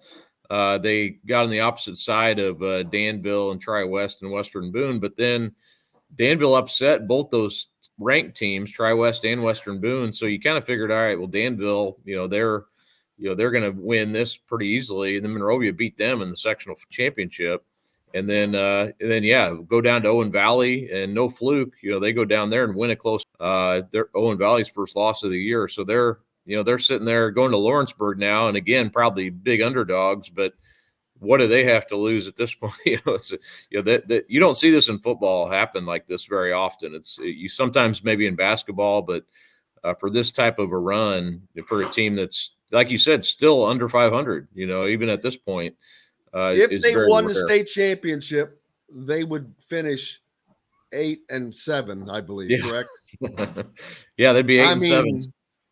That is the craziest thing I've ever seen. Can you imagine our 8-7 state championship team? Man, that's unbelievable. That's a record that I don't see getting broke. No, I don't think they'll beat Lawrenceburg, but who knows at this point? I mean, that They do really. And if you remember Monrovia, they have had some success. They won a state championship. I think 5 regional championships since 2009. That's pretty damn good. Yeah, so they've been a good program, but not just recently here. They had a coach named Kevin Hutchins, who's now assistant for Eric Moore at Center Grove, and they run sort of a similar sort of wing T type offense. They have a lot of success with that over the years, and that's what they're doing now. And if you can run the ball, I'm always a big fan of. I like running teams, and especially this time of year, and that's what they do. So. Now, Lawrenceburg's a different animal. They've really been good. And if you remember, they almost beat Gibson Southern last year. It came down to a last-second field goal. So they're a legit state title contender type team, and their defense is really good. So I don't see Monrovia winning this game, but, who knows at this point. 2A Fort Wayne Lures, a couple of northern schools at Andrean. Fort Wayne, of course, 8-5, but they get beat up on by a lot of those Fort Wayne schools. Andrean, on the other hand, has the leading candidate for Mr. Football on their team. Yeah, Drake Bowen, who's I don't know, he's I think pretty familiar name at this point, even though he plays up north. Going to Notre Dame? Yeah. So he's and he plays running back for him. He plays linebacker. He's just a two-way standout, and he's a great baseball player too. So. I think he's planning to try to play both at Notre Dame. So just phenomenal athlete, really, and they'll be tested. I think this will be a really good game too. Lures traditionally a really good passing team, and that's what they'll try to do to Andrean. But yeah, Andrean defending state champs, and that should be a really good game. And it could, if Bowen and Andrean can make it back to Lucas Oil, that really helps his chances. I think he's probably the favorite anyway, but would help his chances even more, certainly for Mr. Football. Linton Stockton then takes on Evansville Mater Dei in the other 2A game, and in single A, it's Adams Central at North Judson and Lutheran at North Decatur to see who gets to play for the state title there. You guys have been busy. Besides all the football coverage, you've also had a ton of basketball pieces out with recruiting rankings of top 10 freshmen, top 10 sophomores, top 10 juniors. I guess we start with the top 10 juniors because those guys are the most relevant. And of course, no question, Flory Badunga from Kokomo is going to be on top of that since he ranked third in the country period, I think, third or fourth. He went from unranked to like fourth in ranked by most ranking services. Yeah, he's consensus. I think he's fourth consensus. Like if you add them, compile them all together. But yeah, he's a man child in the middle, and certainly, that class is interesting. There, he's definitely the kind of the runaway number one, and then. You have a couple more Purdue recruits and Cannon Catchings and Jack Benter, I think, are probably the next two in line. But that's a class that's going to have to shake out a little bit more, I think. It's not a super deep class compared to like 23, and I think 25 is a really good class too. But yeah, I definitely Flory is pretty clearly number one, and it'll be fun to see what he does the next couple of years. He's going to be putting up monster numbers, I think, night in, night out. Last question, because this is just subjective, but only a couple games into the college season. I know you may not have been able to see much. Braden Smith or Jalen Hood-Schifino?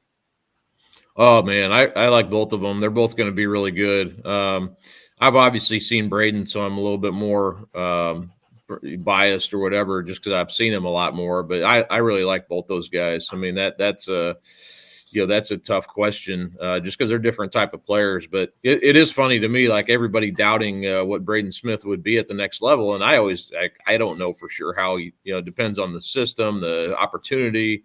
But I'm like, man, I always compare him to like Scott Skiles, because he's a massive chip on his shoulder. He's every little thing he's motivated by. Just super competitor. And, I think that's going to play itself out. It already is, and he's he's a relentless competitor, man. That's what it takes for him to play at that level. That's why he plays like he does. I think that had he been a year younger, he would be in an Indiana uniform. The timing just did not work out from a recruiting standpoint of what Indiana was chasing last year, what they had coming in with Jalen Hood-Schifino and Malik Renew and guys like that. And then this season, they've got a couple of blank spots, but you don't have the talent that was out there last year in the state of Indiana. Right. Yeah, no one's going to argue a Hood-Schifino, I don't think either. I mean, I don't think that's going to end up. Now, who knows, like pro, NBA futures and stuff like that, he probably has the more opportunities that direction, but I don't think you could argue with what Indiana did with bringing him on by any. I certainly wouldn't. And I know we've talked before about in-state recruiting, and who cares where Hood-Schifino came from? He's a really good player. So I don't. You can't count Braden Smith as a miss because of who you have on your roster right now. Oh, absolutely not. They'll be great. Tell Micah Coyle at Center Grove to keep going. Must be a long lost cousin.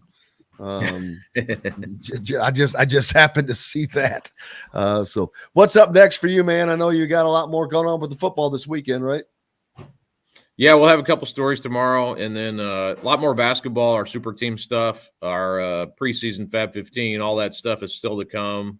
Should be out in the next by the next time we talk. So working away on all that stuff, and getting ready for basketball and football state finals. Make sure you give Kyle Neddenriep a follow and subscribe to the Star. I'm a subscriber. Be keeping local papers alive. Thanks a lot, Kyle. Appreciate you, brother. All right, Jim. Have a good one. Hey, brought to you by Metalworks Brewing Company from Endeavor Hospitality and the Wow Club. Make sure you go sign up for the Wow Club. Start earning Wow rewards today. We're back with Rick Bozich after this. We'll be right back to the Golf Club at Eagle Point Studios for more Indiana Sports Beat Radio with Jim Coyle, presented by Endeavor Hospitality Group and Andy Moore Honda of Bloomington. Hey, this is... Good morning, Rick. Good morning, Ruby. Good morning, Rick. Good morning. Good morning. Ruby. Ruby. Honey, are you mad at your man? That was who was Ricky Skaggs sang that when he was 6 years old with Bill Monroe. Really? Ruby, are you mad at your man? I saw that they still haven't found one of those lost roaming cows that you and Ruby. No, they found the last one this week. Oh, they did? Yeah. All right, Rick, let me tell you a real story. I used to rodeo and rope, so I have a couple friends that bred these Mexican Corriente cattle, and one of them had his aunt left him a bunch of 100 acres of land down on the river down towards Mockport, and they would just go down there and roam. And then we'd go down there at the end of the year, and each weekend we'd gather them up, split them, cut the calves, and bring the calves back. And it took 3 weekends of doing that, of herding them all back up and cutting the calves and getting them out.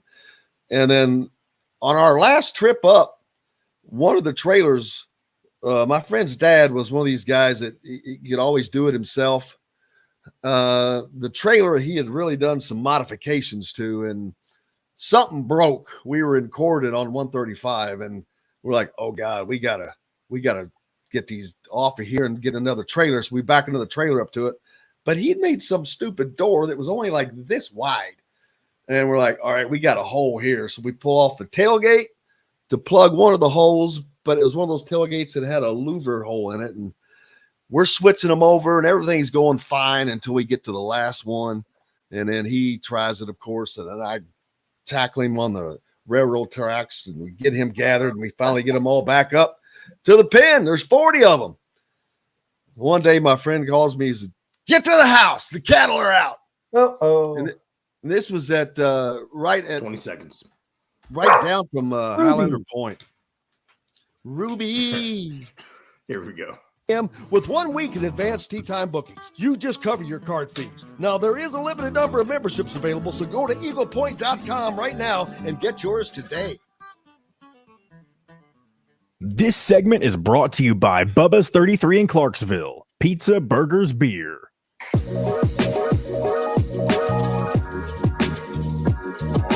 Now back to the Golf Club at Eagle Point Studios for more Indiana Sports Beat Radio with Jim Coyle, presented by Endeavor Hospitality Group and Andy Moore Honda of Bloomington. Welcome back on this Wednesday. Jim Coyle with you as always. Dustin Schutte on assignment. But we're joined by the great one as usual, Rick Bozich, brought to you by our good friends at Bubba's 33 down in Clarksville. In the break, I was telling Rick about the great cattle escape that I experienced that he was dealing with not too long ago. But anyway, these were 40 of these calves that got loose in Floyd's Knobs by Highlander Point. By Highlander Point, if you know where that is, and it's just like the major intersection. They happened to catch the light green as they all 40 of them were coming down through there, and then went through that intersection. When I got the call, I went to the house. They were already gone. The first one we located was at the intersection of 265 and Grant Line Road down in New Albany. They got that far that fast. It was nuts. So we were chasing cattle. Man, they were gone. We were chasing cattle for days. And I remember I had a rope on one, got away, and it was running across Valley View Golf Course the next day. And I was sprinting behind it, and some guys were playing, and I'll never forget this. I just remember yelling, "You guys mind if we play through?" And I just kept on running. How's Rick Bozich doing, man? A lot keeping you busy. We had the college champions game last night with Kentucky, Louisville having a very rough start to things as well. But some great games last night, man. A big shocker by Michigan State, unranked Michigan State, as they knock off number 4 Kentucky. And then the Duke-Kansas game was billed just as billed, man. It was an awesome game. So some great games to watch last night. Yeah, I mean, that's 2 solid performances in a row by Michigan State, who I think a lot of people thought would be maybe 4th, 5th, 6th best team in the Big Ten. Well, that doesn't seem to be the case. He's got good chemistry as always. He's got good defense, and he's got some tough kids. So they're going to be hanging around. And if you're going to win the Big Ten, you're going to have to take care of Michigan State. Kentucky, disappointing performance. They gave up 2 dunks on out-of-bounds plays late in the game. Couldn't close it out. I think they have Gonzaga this weekend. They got a game tomorrow against South Carolina State, I think it is. And then they play Gonzaga on, might be Sunday night. Kansas looked like it'll be a very tough team for Indiana to play when they go to Allen Fieldhouse next month. You'll be there. Yeah, I was thinking about that, man. I'm like, ooh, I've got these 4 games in my head, that the 4, big games. Right. Xavier, I see Indiana winning that one by double digits, maybe 12 points, maybe what it is. I think they have a shot at home at North Carolina. Not that North Carolina isn't good. They are, but it's a home game, and North Carolina struggled a little bit the other night. So I'm not saying they're going to win that game, but they have a shot. They definitely have a shot to beat Arizona in Las Vegas. I don't know how much of a shot they have at beating Kansas in the Fog Allen. I'll be honest with you, because Kansas is very good, and that is as tough an environment as Indiana will face all year. Mm-hmm. You never really know. I mean, Kentucky went in there last year and beat them in Allen Fieldhouse. So if you're playing well, you can win. I those 4 games, I think Indiana needs to split them at least. That's what they need to get out of that. I agree. Whatever breakdown you want to give it. I know Xavier didn't play that great last night, especially in the first half against Fairfield, but I'm sure they're looking ahead to Indiana. I'm sure that place is going to be sold out and rocking. I've been to the Cintas Center before. It's a hard place to play. And, Sean Miller is, whatever you might think about him, is a decent coach. The one X factor that figuring in, I think I read last night that their best guard, or one of their best guards, sat out last night's game and he was in a walking boot. Whether that means he'll play against IU or not, I don't know, but they do have an injury in the backcourt. But, Indiana's strength should match up pretty well with Xavier's because their strengths are Jack Nungy, the former Iowa guy. I think he had like 23 last night, and another guy named Fremantle, I think it is. He's also a big guy. I mean, Trace Jackson Davis and Race Thompson and Malik Renew should be able to hold their own against that group. Yeah, just like Indiana, Xavier has had a couple of two non-con games so far, of which they won easily. They beat Morgan State 96-73. They beat Montana 86-64. And then yesterday they had Fairfield 78-65. They were behind early. As we say, not exactly smoking there. Right. And pulling up the stats. They're shooting well from the 3-point line. 52% free throw, 55% at the free throw line, 11-20 of 22. So I don't know if that is a consistent problem for them or not, but that part of the Miller family pedigree. I don't know. There you go. So they, this is a Fairfield team that's 0-3. And so although they held them to 36% shooting,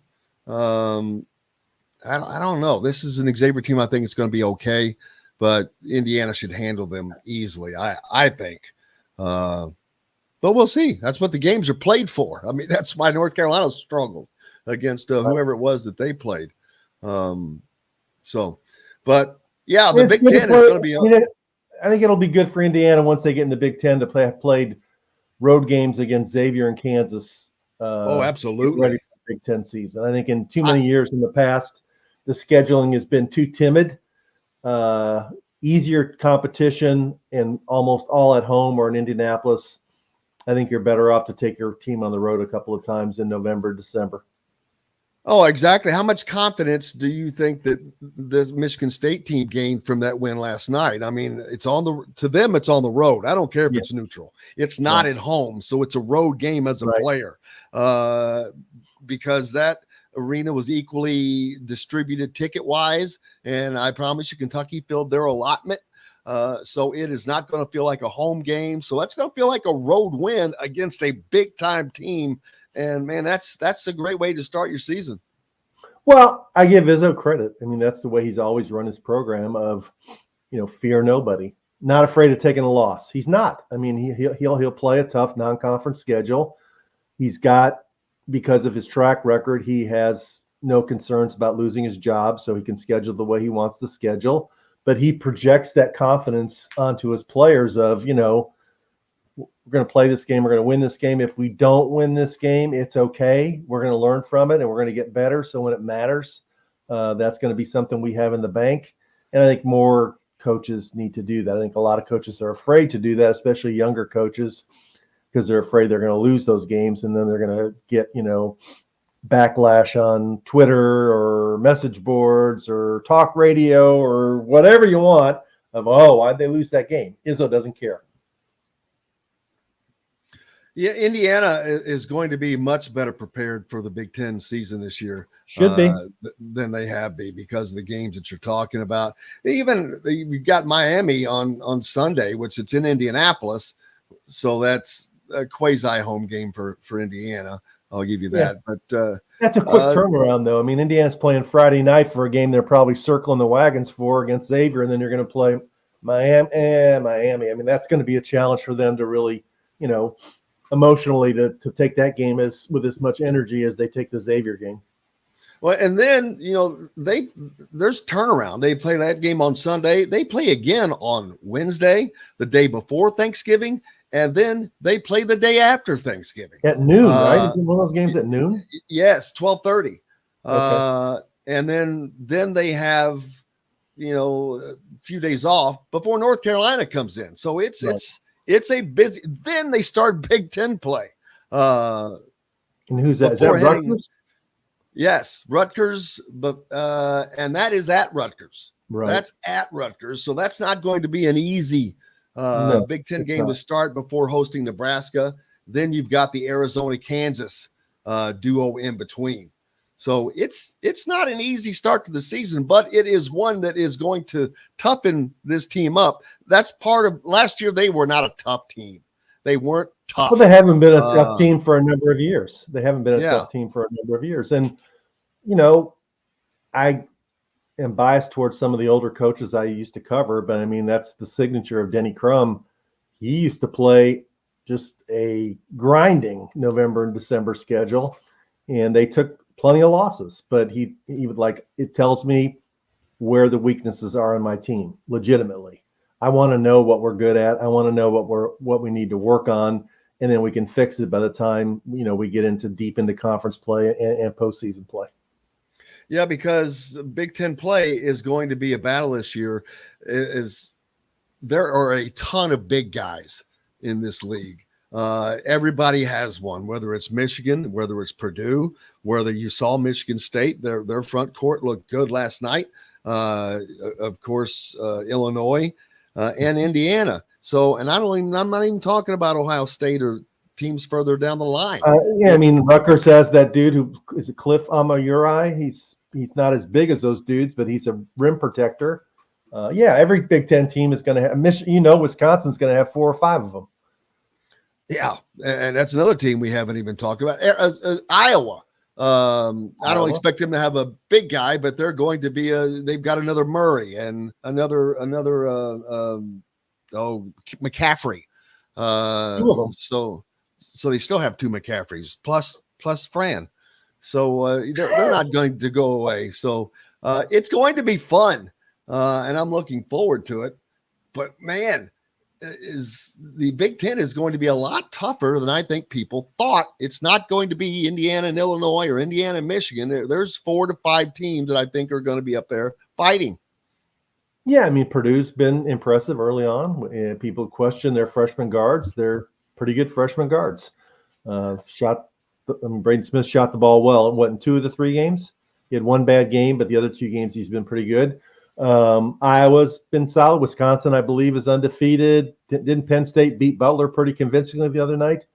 The worst loss I've seen so far was Minnesota. I think got blown out at home by DePaul in the first night of the Gavitt games. But Ohio State has a talented team. They're just young. It'll be competitive. Michigan, it's got dudes. Juwan Howard's son Jed was the Big Ten Freshman of the Week last week. If you win the Big Ten this year, you're going to earn it. And Indiana will be in the mix. Could they win it? Sure. Is it safe to say they will win it? Not yet. I don't think it's safe to say anyone will win it. I agree. Anyone. Stephen Bardo's on tomorrow.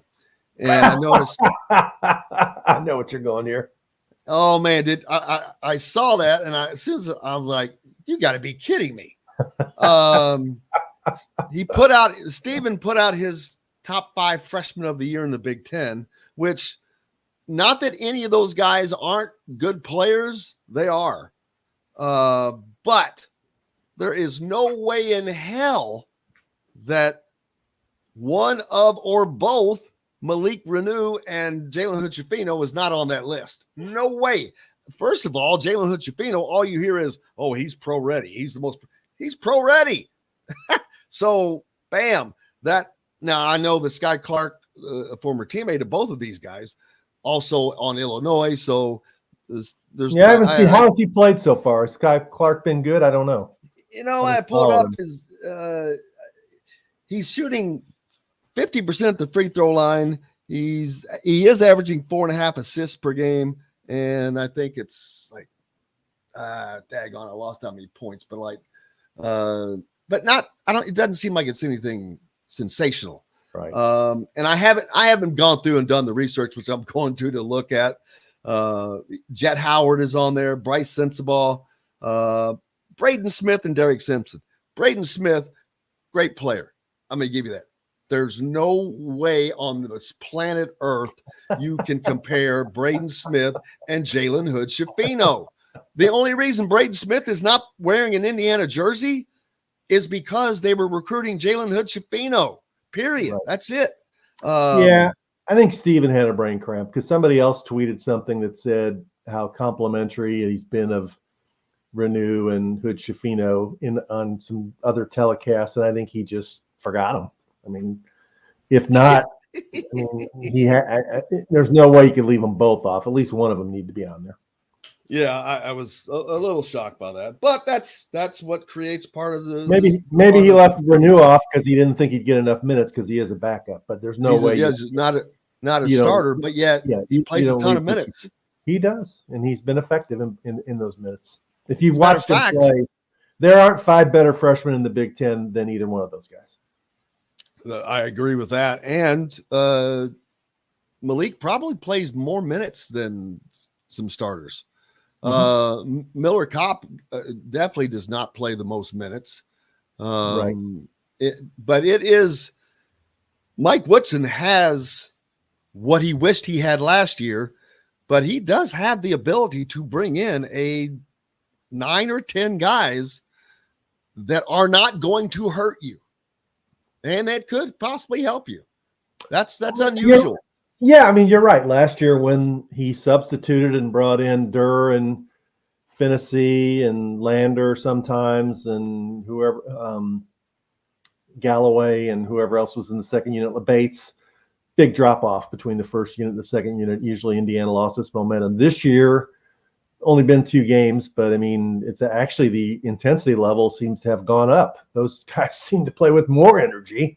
Will that continue?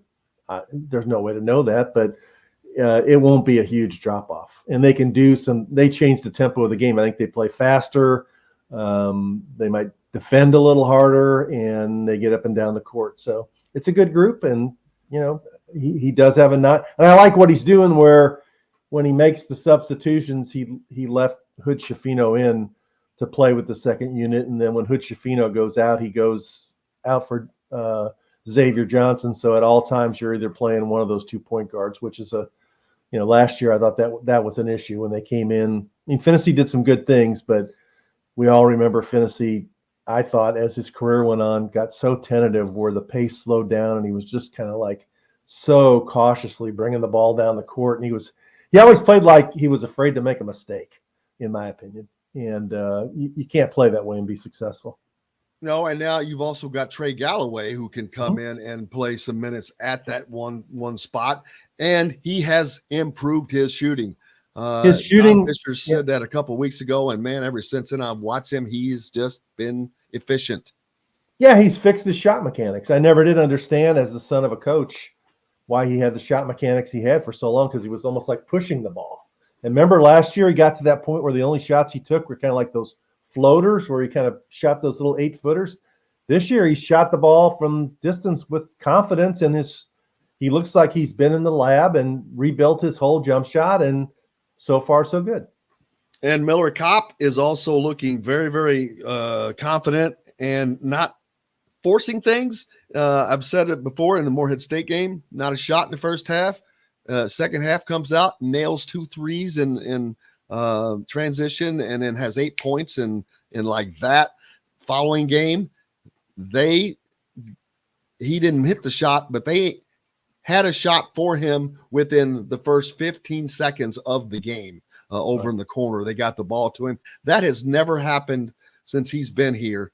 And he's looking for the shot without forcing it. So it all just looks so much better. He looks like somebody's told him, Miller, you're a 3-point shooter.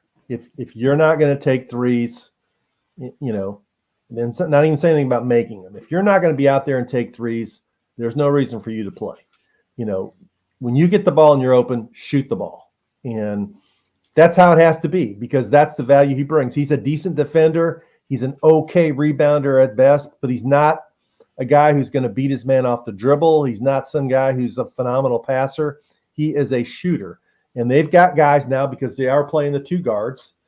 This is the biggest change, I think, from Parker Stewart to Hood Schifino. They've got guys who can beat their defender, and then when somebody switches off on them, if it's Miller Kopp's man, you throw the ball to Miller Kopp, and he's open, and he's going to hit threes. And that's one of the biggest improvements I've seen so far this year in Indiana. Well, he looks ready, and I watch him in warmups. All of them though, they've all worked. They work a little harder to me this year in warmups. It's like they're really working. They're working on these things with a purpose. They're working. Yes, I mean there is a distinct difference to me. I was sitting there, I'm like going, this last year they were just doing warmups. Now they're doing drills, and one of those is getting that shot off much quicker. Well, they're a more mature team. I mean, that's one of the things a more mature team does. It's like you're just not out there before the game or at halftime to sort of jack around or, show off for the crowd or whatever. You're out there working on your skills and getting ready for game situations. And that comes with maturity. And I agree with you. The one game I was at, I also saw that where they looked more locked in before the game on like, let's prepare for game situations. Well, I'll take you to, we got to take one quick break. We've only got about 5 minutes left anyway, but we'll go to break. Listening to Miller Kopp, if you can, on why his 3-point shot is better. I think I asked him this. I think this was after the last game, maybe.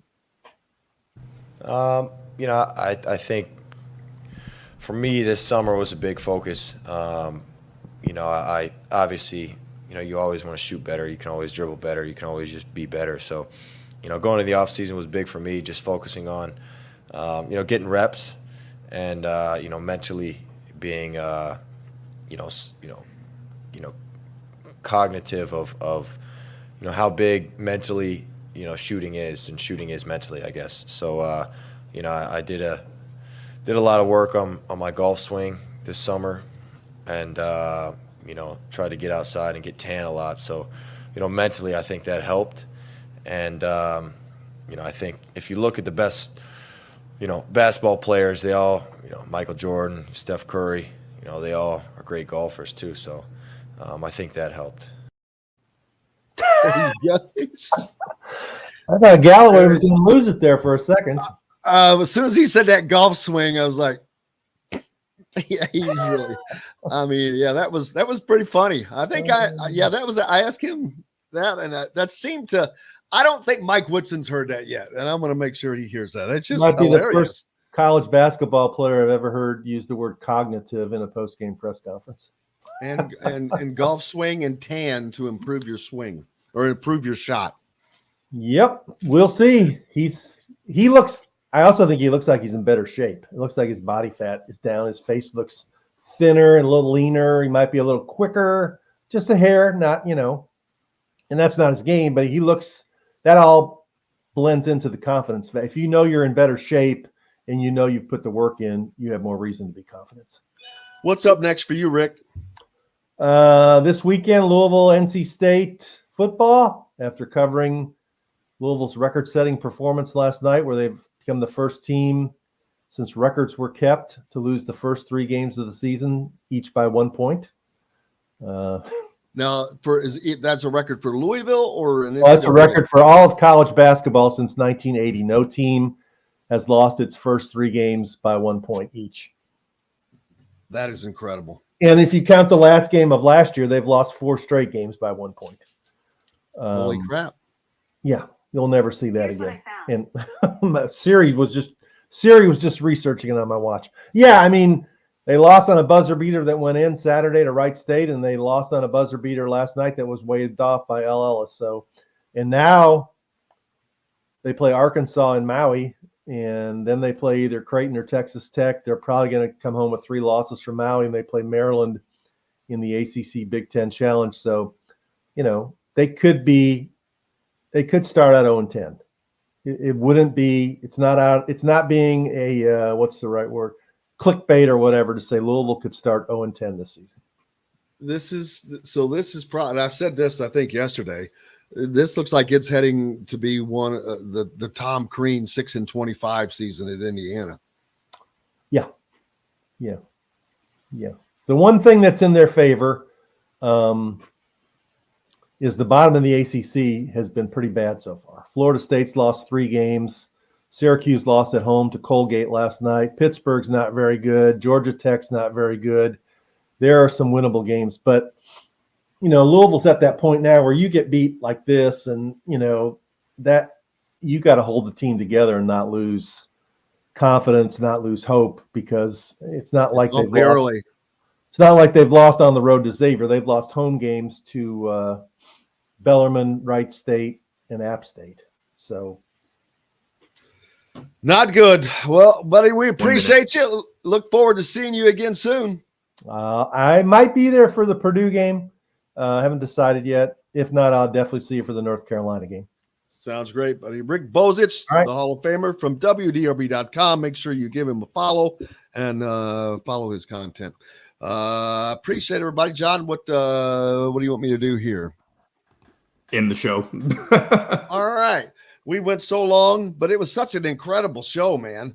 Bob Kravitz on the program today from The Athletic. Dusty May, head coach at Florida Atlantic. Make sure you give Dusty a follow and follow the FAU Owls. It's not competition to anyone you like, so give him a follow. Kyle Neddenriep from the Indy Star, and of course the Hall of Famer Rick Bozich from WDRB.com. And I really, every time I announce him, he was 17 years the sports director at the Courier Journal, ESPN. He is world renowned. Big thanks to everybody, John, the producer, as well, for keeping us on the tracks. Most importantly, thanks to you guys. Without you, we've got no reason to be here. We're back tomorrow to do it again with another fun show, because on the program already, K-Bro and Stephen Bardo. We're going to talk about this top 10 freshman. Matt Taylor and Kristen Ari as well. Until tomorrow, I'm Jim Coyle. I will see you on the radio. Thanks for listening to Indiana Sports Beat Radio. Be sure to subscribe to our YouTube page for more clips and team coverage of Indiana basketball, football, and more. You can also find full episodes and tons of other content on thehoosier.com. We'll see you next time for another edition of Indiana Sports Beat Radio.